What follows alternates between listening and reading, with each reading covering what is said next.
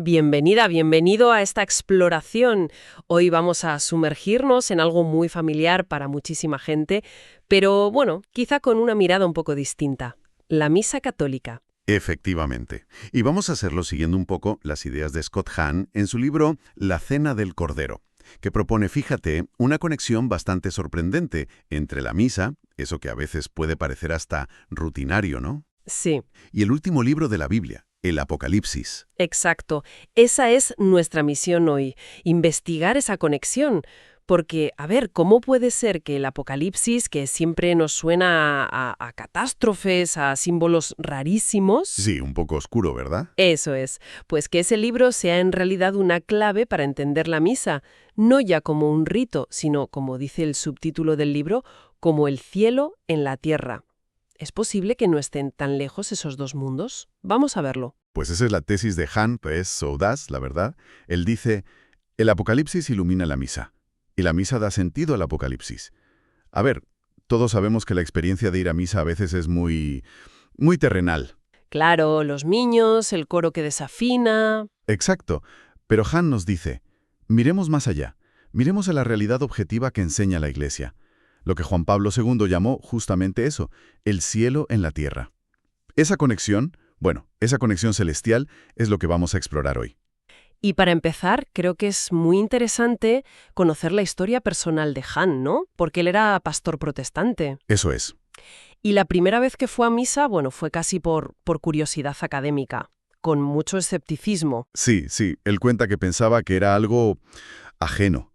Incluso llegó a pensar que era un sacrilegio. Imagínate. Vaya.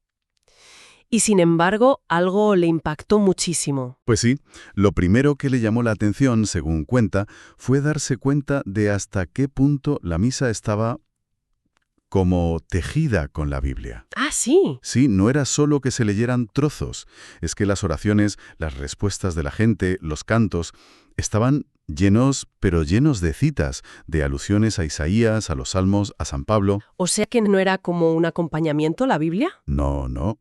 Se dio cuenta de que la Biblia no estaba al lado de la liturgia. Era, digamos, la sustancia misma de las palabras que se decían. Qué bueno. Y luego tuvo ese momento clave, ¿no? Al escuchar la consagración. Exacto. Al oír «esto es mi cuerpo, este es el cáliz de mi sangre» y ver al sacerdote levantar la hostia, él cuenta que le salió de dentro, casi sin pensar, esa oración. «Señor mío y Dios mío, realmente eres tú». Como el apóstol Tomás, ¿no? Justo. Pero el momento eureka, digamos, le llegó un poco después, cuando oyó a la gente rezar o cantar el Cordero de Dios. Claro. Con toda la Biblia que él llevaba encima, su cabeza hizo clic. Al instante, dijo, a ver, ¿dónde se llama a Jesús Cordero tantísimas veces? En el Apocalipsis. Exacto, 28 veces nada menos. Y ahí sintió como que todas las piezas encajaban. Tuvo la sensación, la percepción, de estar asistiendo a la fiesta de bodas del Cordero, que describe San Juan al final de la Biblia. O sea que a partir de esa palabra, Cordero, empezó a ver como ecos del Apocalipsis en toda la misa. ¿Eso es? De repente veía a los sacerdotes con sus vestiduras, el altar, el canto del Santo, Santo, Santo. El incienso, la mención a los ángeles, a los santos. Todo le empezó a resonar con el culto del cielo que se describe en el libro de San Juan. Fascinante. Y lo más curioso es que luego descubrió que esto no era una idea suya, ¿eh? Se puso a investigar y vio que los primeros cristianos, los padres de la Iglesia, ya hablaban de esta conexión. Ah, sí. Sí. Veían el Apocalipsis como una ventana a la liturgia del cielo y la misa de aquí abajo como una participación en esa misma liturgia. De hecho, fíjate, el Concilio Vaticano II lo dice claramente. En la liturgia terrena pregustamos y participamos en aquella liturgia celeste. O sea que la primera gran idea que nos deja Hahn es esta. Quizás el Apocalipsis no va tanto de descifrar el futuro. No principalmente. Sino que es más bien como una descripción del cielo, de cómo es el culto allí. Y resulta que se parece un montón a la misa. Exacto. Esa es la conexión fundamental que él propone. Interesantísimo. Pero vamos a detenernos un poco en ese título, Cordero de Dios, porque suena diferente a Señor, a Rey, a Salvador. Un cordero, no sé, no evoca poder, majestad. ¿Por qué un cordero? Muy buena pregunta. Para entender bien por qué cordero, tenemos que hacer un pequeño viaje por la Biblia y rastrear la historia del sacrificio, que es una forma de culto súper antigua, desde Caín y Abel. Claro. Luego tienes figuras como Melquisedec, que era sacerdote y rey, y ofreció pan y vino, algo muy sugerente ya, ¿no? Mucho. ¿Y la historia de Abraham e Isaac en el monte Moriah, que luego sería Jerusalén? Isaac llevando la leña. Como Jesús la cruz, ¿sí? Ujú. Y esa frase de Abraham que pone los pelos de punta, cuando Isaac pregunta por la víctima. Dios proveerá el cordero. Vaya profecía. El antiguo Israel, el sacrificio de animales tenía muchos significados, era algo muy rico. Era reconocer que Dios es el dueño de todo, era dar gracias, era sellar pactos, alianzas muy serias entre Dios y el pueblo. Y también para el perdón, ¿no? Para expiar los pecados. También, claro, la vida del animal representaba de alguna manera la vida que se ofrecía en sustitución. Era un símbolo muy potente. Y de todos los sacrificios llegamos al central, la Pascua. La Pascua, exacto, el sacrificio por excelencia de Israel. Había que coger un cordero sin defecto, su sangre protegía de la muerte en Egipto, y muy importante, había que comerlo en una cena familiar. Cierto, había que comerlo. Ese fue el acto que fundó a Israel como pueblo de Dios, como su reino de sacerdotes.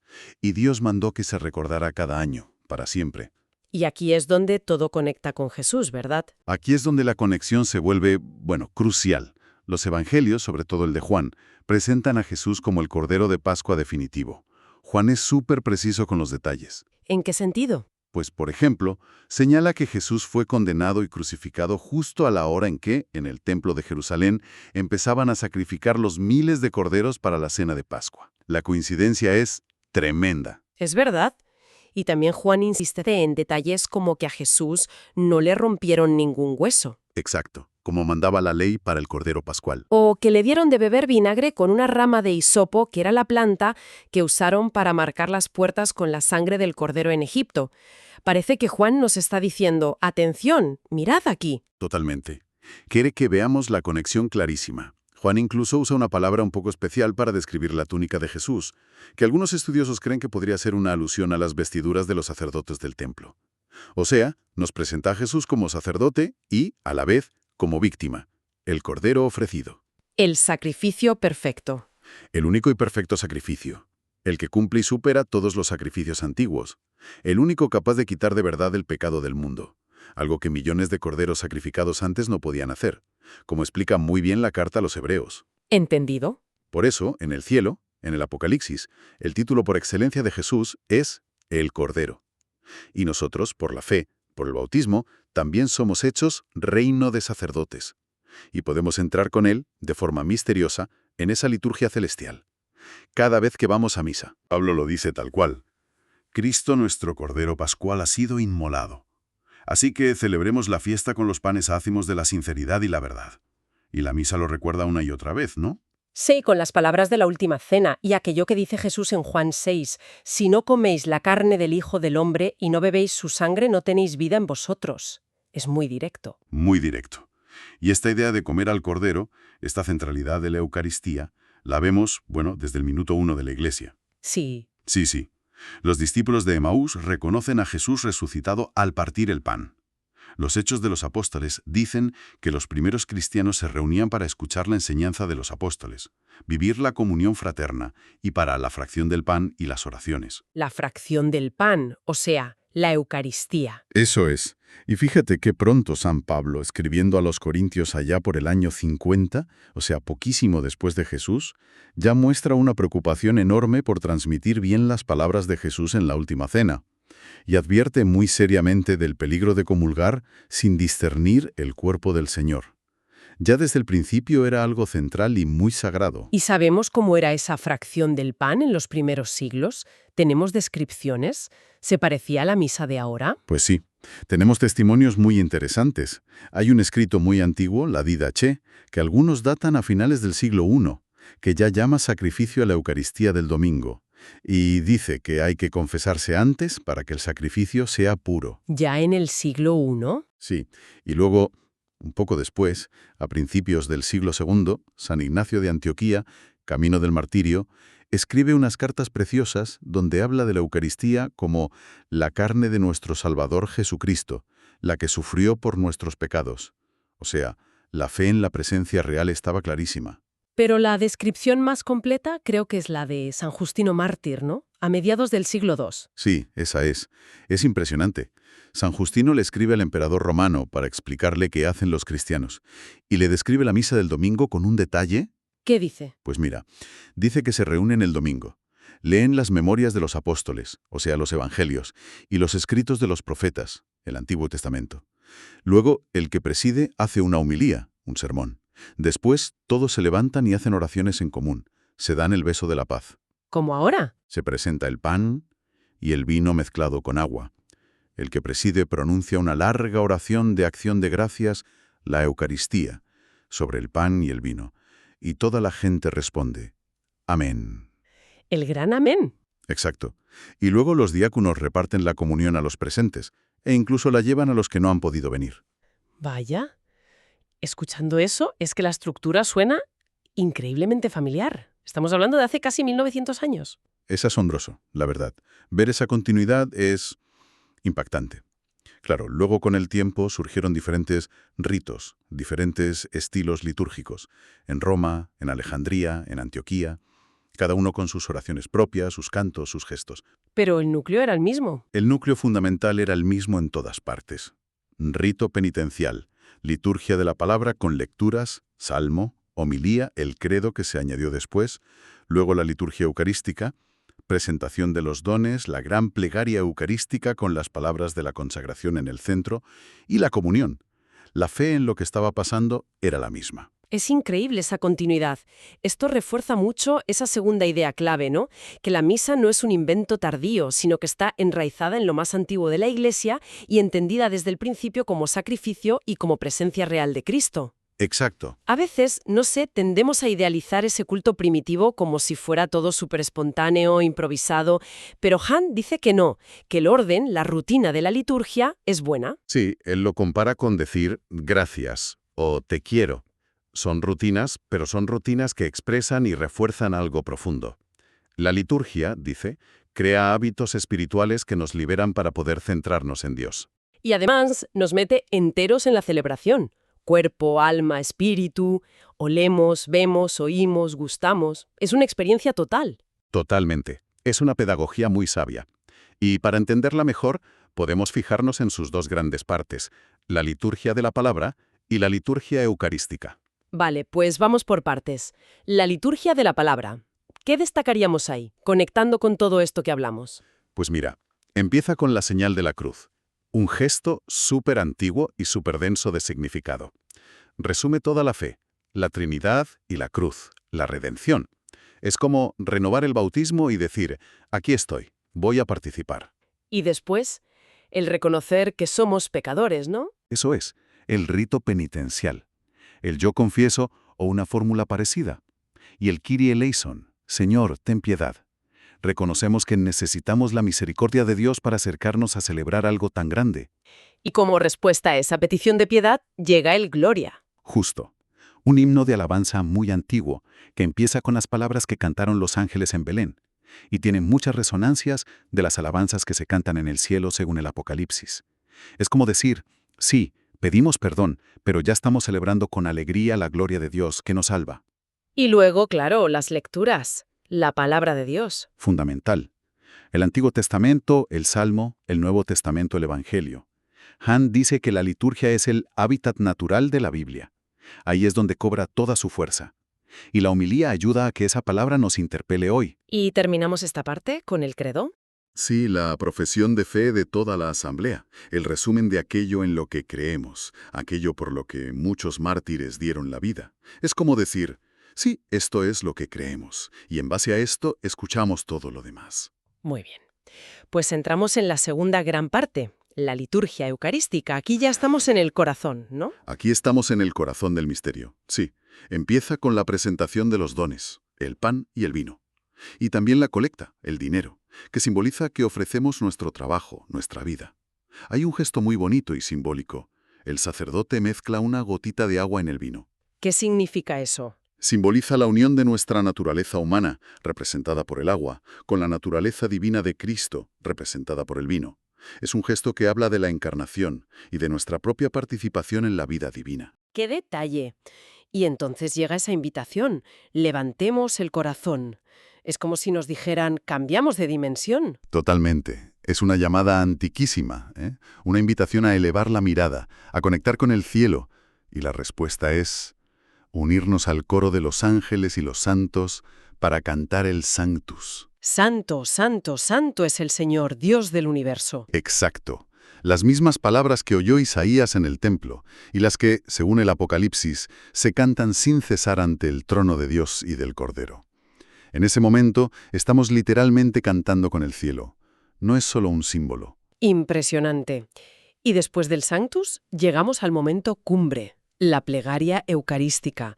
Aquí pasan muchas cosas importantes. Muchísimas. Es el núcleo central de la misa. Primero, se invoca al Espíritu Santo, la epíclesis, para que venga sobre el pan y el vino y los transforme. La epíclesis. Luego viene el relato de la institución. El sacerdote, actuando in persona Christi, es decir, en la persona misma de Cristo, pronuncia las palabras que Jesús dijo en la última cena. Esto es mi cuerpo, este es el cáliz de mi sangre. Las palabras de la consagración. Y aquí está el gran misterio de la fe católica. Esas palabras no solo recuerdan algo que pasó, realizan lo que dicen.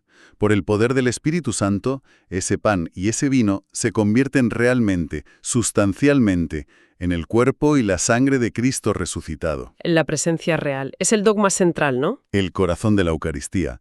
Y justo después de la consagración viene lo que llamamos la anamnesis. Anamnesis. ¿Qué es eso exactamente? Suena un poco técnico. Es una palabra griega que significa memorial, pero no un simple recuerdo pasivo. Es un memorial activo. Es hacer presente aquí y ahora, de forma sacramental, no física, pero sí real, la fuerza salvadora del único sacrificio de Cristo en la cruz. Ese sacrificio que ocurrió una vez, pero cuyos efectos son eternos. Es como si ese evento se hiciera contemporáneo a nosotros. O sea, no es repetir el sacrificio, sino hacerlo presente. Exactamente. Hacer presente su eficacia. Y entonces ofrecemos aulación al Padre ese mismo sacrificio de Cristo, presente ahora en el altar.